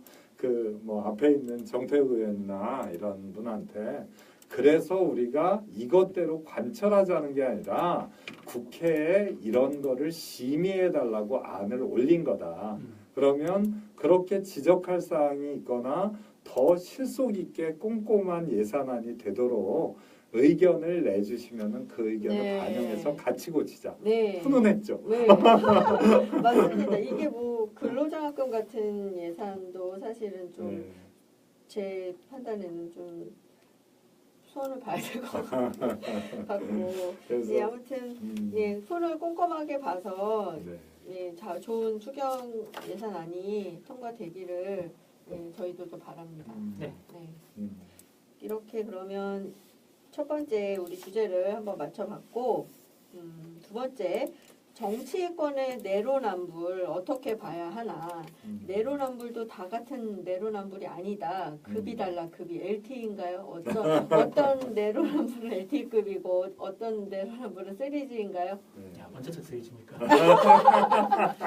지금 5G 세상이에요. 그러니까 어떤 건 예, 급이 다르다고 하니까 예, 근데- 어떻게 봐야 할까요? 뭐 저는 진짜 안희정 지사를 지지하게 되면서 그런 거는 진짜 급이 다르다는 표현보다는 차원이 다르게 인식이 좀 생기는 것 같아요. 첫 번째로는 내로남불이 급이 다르다고 얘기하는 거를 해석할 때는 야, 정도의 문제가 아니냐. 그 뭐 예를 들어서 인사청문회에서 위반의 정도를 보면 위반의 정도가 옛날에 그 자유한국당이 집권당이던 시절에 그 보였던 흠이나 뭐 부동산 투기나 병역 기피나 이런 아주 어떻게 보면은 큰 거 한 방, 큰 거 한 방 또는 악질적인 이런 위반에 비해서는 지금은 경미한 위반이 아니냐 이런 측면에서 이제 급이 다르다 뭐 이렇게 표현하는 각도도 있는 것 같고 또 하나는 세 발의 피다. 그죠. 근데 이제 그런 또 반대 논리로 얘기하면은 50보 100보 뭐 묻은 게 뭐 이런 논리도 있는 거잖아요. 그래서 그거를 딱 한마디로 재단하기는 좀 간단치는 않은 것 같아요. 그러니까 지금 아까 고동 동지가 제일 처음에 말씀하신 것처럼 지금 자유한국당이나 국민의당이 인사청문회에서 하고 있는 행동은 그대로 옛날에 민주당이 했던 거거든요. 그렇죠. 네. 그런 걸 보고 이제 사람들이 내로남불이 아니냐. 그렇지. 이런 그런 생각을 예, 그런 뭐 세 발의 피다 정도의 차이를 얘기한다기보다는 저는 입장이 바뀌었다고 그렇게 말하는 게 다르게 얘기하느냐 저는 이런 의미로 좀 받아들였거든요. 그러니까 예. 너네 야당 때는 음, 조금이라도 그런 게 있으면은 죽을들이 잘 달려들더니 그렇지. 너네 편 됐다고 예. 갑자기 감싸주고. 정권 잡았다고 네. 소리 하느냐. 한마디로 이런 거죠. 뭐 남더러 만약에 남이 싫은 거는 저도 내가 싫은 건 남도 싫은 거잖아요. 그러니까 그런 거여야 되는데 이제 입장 바뀌었다고 딴 얘기하고. 근데 이런 생각은 좀 들더라고요. 이게 어떻게 보면 아까 우리도 그런 얘기 할 때 뭐 예산안에 대해서 추가 경정 예산안은 뭐 지출 목적이나 그게 발동되려 그러면 어떤 요건을 갖춰야 되는 이제 법률적인 제한이 있다. 이런 제한을 주도해 갖고 강화시킨 것이 현재 집권당 세력이었다. 뭐 이런 얘기도 있었지만 저는 인사청문회 보면서 계속 저렇게 하는 건 좀 소모적이 아니냐. 저는 사실은 강경화 외교부 장관 후보자 같은 분은 외교부 장관이 되면 좋겠어요. 제가 어떤 기사를 봤냐 하면 역대 이제 외교부 장관 10분이 지지선언. 강경화에 대해서 지지 선언을 했는데 거기는 뭐 이명박 정권 때 저기 그 외교부 장관을 했던 뭐 유명한 씨 뭐 이런 사람도 들어있고 그다음에 뭐 앞에 이제 누구 그래서 반기문 총장이 뒤에서 뭐 이렇게 핸들링을 한 게 아니냐 뭐 이런 얘기까지 떠도는 모양이에요. 근데 아무튼 이 사람이 갖고 있는 탁월한 능력에 대해서는 그쪽의 선수들이잖아요. 역대 외교부 장관 10명이면은 아마 한 10년 동안 있었던 외교부 장관이 다 들어있을 것 같은데 그런 분이 이렇게 또 유엔에서도 이분이 코피 아난 사무총장 때 이제 들어가서 반기문 총장이랑 같이 있다가 지금 반기문 총장 물러나고 새 총장이 들어서시고 난 다음에도 계속 일해달라고 붙들어갖고 현재 일하고 있는 사람을 어떻게 보면 문 대통령이 뭐 이 표현이 좀 저속할 정도로 잘 꼬셔온 거거든요. 근데 뭐 영입 잘한 거죠. 네. 근데 발굴을 네, 잘하신 거죠. 이거를 뭐 이번에 그 문재인 정부가 잘했던 그 스카우트를 되게 잘했어요. 스카우트의 능력은 되게 좀 그 자기랑 좀 정책이 좀 다르더라도 좀 방향성이 같다면은 바로 스카우트를 어떻게 그 리드를 했는지 모르겠지만 스카우트를 되게 잘한 것 같아요. 그런 걸 보면서 저는 이런 생각도 했어요. 사실 우리 국민들 맨날 뭐 정치인들 얘기 많이 하고 많이 텔레비전 보고 뉴스도 많이 보고 하지만 정말 많이 모르고 있구나. 그 인력 풀에 대해서도 그러니까 많이 모르고 있구나 이런 생각을 저는 했는데 저만 모르고 있는. 아니 근데 모를 수밖에 없죠. 네, 그러니까 그래서 많은 더 사실은 우리가 뭐 총리가 그분 아니면 안 될 것처럼 막 했지만 사실은 뭐 더 훌륭한 분이 계실지도 몰라요. 네, 이거 뭐라 하지? 더 있다라고 주장하는 게 아니라 아까 그만큼 그렇죠 모르는 거야. 더 훌륭하고 더 정말 괜찮으신 분이 계실지도 모르는 만큼. 이렇게 모르고 우리가 더 많은 또 훌륭한 분이 계실 참 정치가 어려운 게 여러 가지가 엮여 있는 것 같아요. 아까 예를 들어서 협치 이런 거를 강조하려 그러면 소통을 했다. 소통을 하면 피드백을 줘야 될 거 아니에요. 근데 우리가 대통령이 나서서 어떻게 보면 다 야당까지 찾아다니시고 그다음에 국회에 가고도 그렇게 협조해달라고 시정연설까지 하시고 이렇게 한 다음에 또 결과적으로는 소통을 할 때 그쪽에서 주장한 얘기는 잘 들었습니다 그러고 그냥 밀어붙이는 것. 또 한편으로는 뭐 강경화 외교부 장관 후보자처럼 그렇게 능력이 출중한 분인데 또 본인이 천명한 인사 5원칙에 이분은 좀 분명히 위반되는 것 같거든요. 이제 딸 뭐 진학이나 이런 것 때문에 위장 전입하고 이런 부분은 부인하기 어려울 것 같고 가뜩이나. 그럼 그것도 그것 때문에 안 된다라고 하기보다는 그럼 그런 부분이 있는데 그럼 이 부분을 어떻게 하실 건지를 논의하면 되잖아요. 이 부분 때문에 뭐 떨어뜨릴 건지 아니면 우리가 이 부분을 좀 감수할 논의하고 건지. 있는 거죠 지금. 네, 그러니까 지금. 근데 지금 야당에서는 계속 안 된다고 그것 때문에 안 된다고. 그러니까. 구도운동지님께서 말씀하시는 거는 그러니까 문 대통령도 그러니까 소통이라는 게 그냥 말하고 듣기만 하는 게 아니라 그 다음에 서로가 뭔가 교류가 있거나 다른 그럼 어떻게 할까요? 라든지 뭐 이런 게 있어야 되는 아니 그런 것도 있지만 말씀만 하시고 그 다음에 자유한국당에서도 잘 들었습니다 하고 반대하고 이게 무슨 아예 안 만나잖아. 그러니까 예를 들어서 아까 뭐 왔다 갔다 하는 그게 없어요. 김상조 위원장 같은 분 타이밍이 아쉽다는 게 대화로 가셨어요. 가갖고 김상조 위원장 좀 선임합시다. 괜찮은 좀 사람이다. 채택 좀 해주세요. 이러고 말하고 왔는데 여기서는 그 소통 자리에 뭐라 그랬냐면 이래서 좀 문제가 있는 것 같다. 이거는 좀 안 되겠다. 그러면서 김동연 씨 같은 경우에는 경제부총리로 다 채택을 해준 거잖아요. 그게 이제 소통한 거죠. 소통해갖고 야당도 좋다고 한 거니까. 그러니까 소통의 모양새만 있지 진정한 소통이 없다라는 거죠. 그렇죠. 그러니까 시호통이라고 그러니까 소통의 모양새만 갖추고 소통했던 사람도 소통의 자세가 없고 소통을 받았던 사람도 소통의 자세가 없다는 거죠. 모양새는 다 갖췄지만 진정한 그 알맹이 소통의 내용은 없다. 명분 쌓고 밀어붙여서 질러버린 거예요. 근데 우리 안 지사님 같으면 진짜로 소통을 하셨을 것 같은데 그렇죠? 그게 완전히 좋은 결과가 날지 안 안 날지 모르지만 소통은 잘하셨을 것 그러니까 같아요. 진짜로. 정치가 이게 말씀하고 이제 그러니까 예. 네, 소통하는 토론 점. 한 24시간 했을 거예요, 진짜로. 저 소통하는 진짜 네. 끝내줄 텐데. 근데 이제 감각적으로 막 그 이율배반적인 요소들이 이제 결국 문 대통령이 판단할 것 같은데 첫 번째는 아까 그런 협치나 이런데 지금 김상조 위원장 가갖고 대화하고 난 다음에 피드백도 안 주고 그냥 임명 강행 이런 것처럼 강경화 장관 후보자 같은 경우에는 야당이 지금 다 안 된다고 하는 거거든요. 국민의당까지도.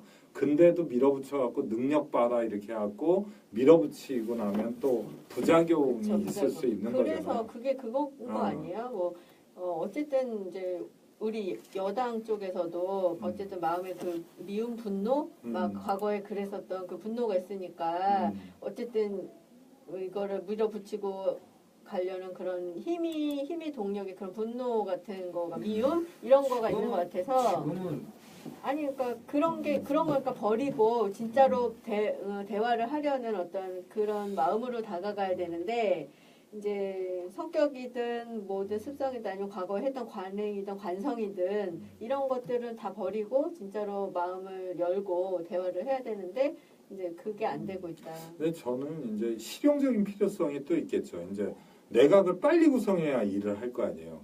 그런 이제 시간적 긴박성이 있고 아까 그런 협치를 하려고 그러면 오고 가는 대화와 소통이 있고 그걸 통해서 어떤 합의에 이르러야 되는데 합의를 안 해주려는 반대쪽의 정치적 필요가 또 있는 근데 거잖아요. 그건 그런 같아. 것들의 맞아. 접점이나 적당한 지점을 찾는 게 참 어려워요. 근데 그런 협치 대화 이런 거는 해본 사람만이 할 수 있어요. 그건 그래요. 왜냐하면 회사에서도 대화나 소통이나 이렇게 그런 대화로 인해서 소통을 어떻게 한번 이뤄본 사람이 소통을 통해서 그거를 성과를 맛본 사람이 이렇게 대화를 한번 해보면 이게 되는구나 라는 거를 해본 사람만이 그거를 할 수 있거든요. 사실은. 근데 일단 너무 약간 조급함이 좀 보여요. 지금 그래서 소통하려고 해도 소통이 안 될 거예요. 아마 지금 문재인 정부 자체가 그러니까 그 내가가 얻는 구성해야 된다는 그 강박감에 좀 급하실 거예요. 그래서 그 소통을 하기가 좀 어려울 것 같아요. 앞으로 계속 저는 똑같을 것 같아요. 계속 그 모습이. 그래서 뭐 여기 우리 이동근님은 이제 처음 뵀는데 우리 시청해 주시는 분으로서는 뭐 상대평가제를 한번 해보면 어떻겠나 상대편에서도 인사를 추천을 하고 네 우리 이제 여당에서도 추천을 해서 상대평가제를 한번 해보면 네, 어떨까. 저번에 참신한 아이디어. 저번에 그 검사 그러니까 특검 검사 뽑을 때 그런 식으로 했잖아요. 네, 그러니까 좋은 방법이 될 수도 있겠네요. 두 부류가 추천을 해가지고 박영수 검사랑 그때 조 누구였는데 SK 특검했던 사람인데 그때 이렇게 했는데 되게 박영수는 이제 그때 박지원 당대표가 그때 추천해가지고 안 된다 했었는데 이렇게 잘할 줄 몰랐잖아요. 그러니까 진짜 몰랐어요. 그쵸. 그러니까 아무도 몰랐어요. 그러니까 의외의 그 인물이나 있을 수 있어요. 능력 있는 사람이 있을 수 있다니까요. 너무 인재들이 정말 많으니까 그러니까 숨은 인재들이. 앞으로는 정말 청문회 제도도 바꿔야 전에도 돼. 얘기 나왔지만 우리 지난주에 방송 들었습니다. 들었죠? 네, 네. 그래서 한 얘기 또 하면 큰일 나. 아직 정책 토론도 빠진 거 따로 근데 빠진 우리 방송을 제가 안 듣겠으니까 네, 그건 그러니까요. 다 시리즈로 듣죠. 지금 징계 주시는 거잖아요. 네, 크게 반성하겠습니다. 네, 이게 부동님 오니까 시청자 수가 많이 늘어났어요. 그러니까. 많이 네. 늘어났다. 아이고 우리 또 아니 근데 같이 내로남불 해야 돼. 얘기하니까 내로남불. 좋죠. 그래서 그거 발목을 잡고 있는 거에 하나 저는 예로 조국 수석이 지금 이제 구설수에 많이 오르고 있어요. 뭐 음주운전 발언, 위장전입 발언 등 그러니까 우리 민주당이 야당일 때 이제 많은 날선 발언을 많이 이제 하셨던 거죠. 예전에. 하셨죠. 예. 과거에 이제 뭐 음주운전 단속의 주무부처 총책임자가 과거 이런 범죄를 범하고 은폐까지 하였는데도 임명했다. 미국 같으면 애초 청문회 대상 자체가 될 수 없는 사람이다. 이런 발언을 과거에 하신 거예요. 네, 너무 이렇게 도덕적 잣대를 예. 뭐 법학자니까. 그렇죠. 뭐 그럴 수도 있고 학자니까 그렇죠. 그리고 또 하나는 위장전이요? 네, 뭐예요? 하나는 또 교육 위장 전입이 인지상정, 좋은 학군으로 이사할 여력 없는 시민들 마음 후벼 파는 소리. 아이고. 네. 법학자니까. 근데 그러니까 정치가와 어려운 것 같아요. 법학자는 네. 입장 차이가 근데 또 진짜 신기한 게 네. 자기가 날렸던 화살은 돌아오게 돼 있네요. 부메랑 근데 부메랑 요새는 검색이 워낙 옛날에는 뭐 얘기하면은 녹음 파일이나 이런 게 안 남아 있으면 묻히잖아요. 네. 근데 요새는 자기가 한 말은 오히려 말해놓고 잊어버려. 맞아요. 근데 남들 영상이 자기가 아니라고 말하는 순간 네. 영상이 확 올라오니까 대표적으로 맞아요. 김기춘이 최순실 모른다. 진짜 그게 소름이었어요. 영상에 네. 딱 나왔잖아요. 네. 근데 김기춘 아, 대단하더라. 진짜. 요새 관자복 입고 이러고 앉아갖고 뭐 심장이 멎을 것 같다 이딴 소리 하고 있더라. 그러니까 진짜 정말 동정을 이게 끝까지 못해. 그 안지사님이 예전에 뭐 선이 이렇게 했지만은 그 선이란 걸 먼저 이해해줘야지 나중에 자기가 공격을 안 받는 것 같아요. 그러니까 안지사님 만약 하셨다도 그런 공격이 안 오셨겠죠. 아마 그렇죠.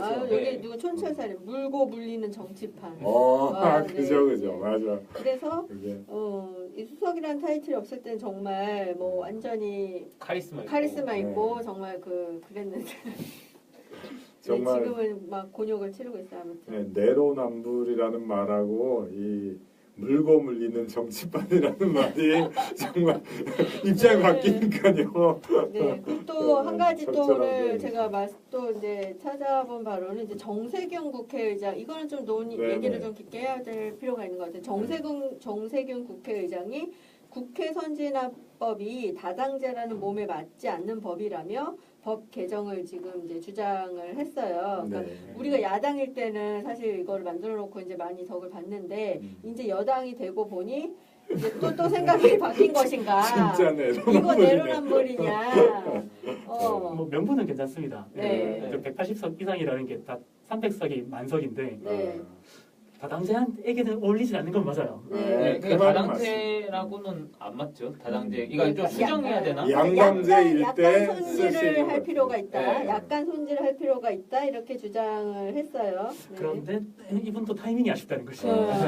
지금 그 아니. 얘기를 했어요. 근데 사실은 지금 얘기한 건 아니고 우리가 검색을 해보니까 3월부터 2월, 3월부터 이제 꾸준히 네. 말씀을 하셨어요. 그죠? 왜냐하면 지난번에 그 특검을 연장하느냐 마느냐 때 그때죠. 고초를 고생 많이 했죠. 고초를 치르셨잖아요. 직권 상정도 안 되고 그렇죠. 이래가지고. 그때 직권상정 안 하셨잖아요. 네. 저는 그때 그 소신에 너무 감동했습니다. 네, 직권 상정은 안 하는 게 맞습니다. 안 하는 게 맞잖아요. 네. 그러니까 안 하셨잖아요. 그래서 그때 그 소신에 좀 저도 감동을 했는데 그때 고생을 하시고 그때 아마 절감을 하셨던 것 그런 같아요. 시간 같아요. 그러니까 네. 정세균 의장님은 저는 그 2007년 때부터 봤지만은 그 자기가 내로남불이라는 단어랑 좀 안 어울리는 네, 분이 이미지는 그러면, 괜찮으시죠? 그렇죠. 네. 그러면 우리가 오늘 명확히 요거는 그러면 국회 선진화법은 내로남불은 아닌 걸로. 네. 네. 그러니까 어느 정도는 손을 네. 봐야 되는 아니 부분이 근데 있어요. 우리 이제 전에 우리 경선 있고 이럴 때 사실 안지사님 주장을 하시는 것 때문에 우리가 이 얘기 많이 했잖아요. 네.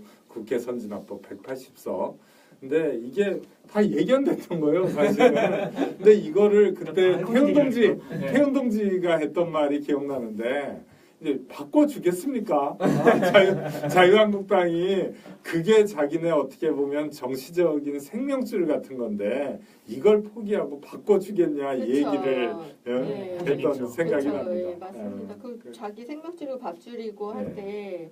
근데 네. 그 전에는 이거를 생명줄처럼 또 더불어민주당이 잡고 있었으니까 이거를 내가 여당이 되고 난 다음에 이제 고치자 그러면은 말빨이 많이 떨어지죠. 이제 그래서 무슨 대연정 이런 얘기도 해보고 이랬던 건데 이제 성과를 보이면서 이제는 밀어붙여서 일이 되도록 해야 될 것 같아요. 그다음에 좀 방법이 없는 것 같아요. 예. 지방선거 할 때 성과를 바탕으로 자유한국당 세력을 좀 찌그러뜨려야 그 다음에 이제 사실은 정말 위험한 거는 결론을 안 내면서 팽팽한 균형이 있는 게 제일 나빠요.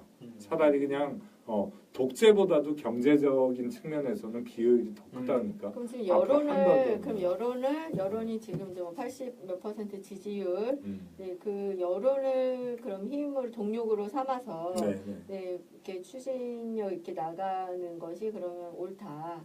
그러니까 어느 정도는 네. 초기니까 어느 정도는 지금 봐줄 수 있는 부분이잖아요. 근데 1, 2년 지나면은 그걸 못 봐줘요. 그죠. 네, 그 밀어붙이는 거 못 봐줘요. 어쨌든 말이 나올 거예요. 어디 그리고 자유한국당에는 지금도 이제 국민들이 보기에는 뭐 박근혜 일파라고 하는 사람들이 여전히 남아 있고 박근혜, 이명박 이렇게 또 있으니까. 친이 계열도 이제 상당 부분 남아 있고 이러기 때문에 그 사람들이 이미지 회복해 갖고 거기에 뭐 견고한 지지층이라는 한뭐 15%에서 지난번에 홍준표가 득표했던 그런 정도 수준에 있는 분들 빼놓고는 나머지는 일반 국민이 그쪽으로 마음이 쏠리려고 하면은 크게 잘못하는 게 이제 사면타 이상 나와야 되거든요. 궁금한 게 있는데 네. 그 자유당의 국회의원들이 다 총선에서 네. 다 떨어져 갖고 그러면은 몇 석이 돼야 이게 당 구성 요건이 성립이 안 돼서 해산 요건이 되는 거가 정당은 국회의원이 없어도 해산되지 않습니다. 아 그래요? 네. 그럼 그 네. 정당 이거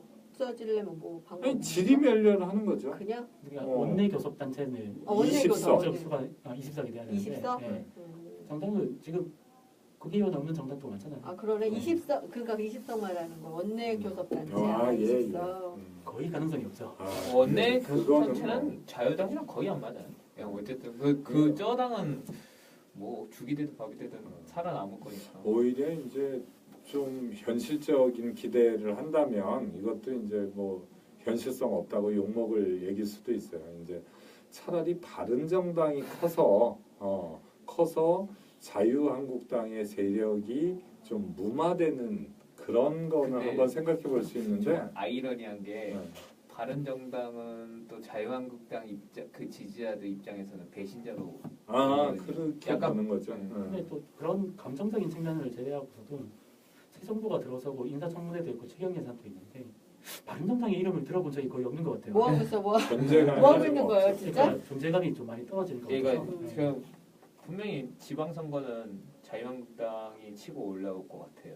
그래서 그런 그거는 부분에서 그럴 수밖에 없는 게 자유한국당은 조직이 짜진 전국 정당이에요.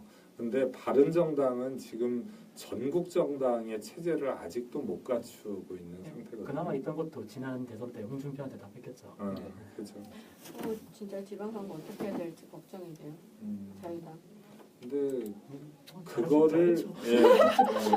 그거를 뭐 지역 감정 비슷한 측면으로 조롱의 대상으로 삼으면은 오히려 결집합니다. 청사는 더 에, 어렵습니다. 그러니까 전략적으로 잘 해야 될 텐데 저도 이제 어떻게 하다 보니까 뭐 더불어민주당 변호도 하고 지지도 하고 이러고 돼 있는데 그만큼 속성을 알아서 그래요. 제가 그 여당의 표를 많이 줘봤던 것 같거든요. 전 이쪽도 갔다 저쪽도 갔다 이랬긴 했지만 근데 이제 내가 더불어민주당의 골수 지지층하고 이렇게 얘기를 해보잖아요. 그러면은 인식하는 평면이 다르다고 느낄 때가 많이 있어요. 그거는 뭐 그때 얘기했던 것처럼 내가 도덕적으로 우위에 있다고 생각한다든가 다 똑같거든요. 어차피 욕심 있고 뭐 심지어는 욕심을 넘어서 탐욕이 있고 뭐 이런 거는 다 똑같아요. 옛날에 배신도 서로 땡겨봤고 역사의 죄도 피차 져봤거든요. 근데 뭐 우리가 지은 죄는 경미한 죄고 상대방이 지은 죄는 죽을 죄고 뭐 이렇게 너무 재단해 갖고는 문제가 해결이 안 돼요. 내로남불이네요. 그죠. 그거네. 급이 다르네. 주제네. 급이 다르네. 급이 다른 내로남불 근데 사람 죽인 놈은 이제 용서 못 하는 건데 네. 그거 빼놓고는 뭐 사실 뭐 비슷하죠. 그러면 이제 댓글 선정하고 끝내볼까요? 아이 좋죠. 댓글 선정은 이따 방송 끝나고 거기다 올려주. 지금 선정이 끝났나요 그러면은? 네, 저는 이미 오. 아까 정했어요. 실시간. 네. 실시간. 실시간. 네. 좋죠. 아까 마음의 결정을 했어요. 네. 아 이거랑 주제 딱 결론이 딱 맞는 것 같아요. 네. 오늘 그러면 댓글 네. 왕에 선정되신 두구두구두구. 분을 우리 호인 동지가 발표를 좀 해주시겠어요? 네. 네. 오늘의 댓글 왕 오늘의 댓글랑 박윤현님 오, 네. 오, 오. 감사합니다. 네, 지금 올렸는데 우리 시대가 정치인들에게 그 정도 잣대를 들이댈 만큼 성숙한 건지 아. 네. 한번 생각해봐야 된다는 아, 댓글을 네. 남기셨거든요. 네.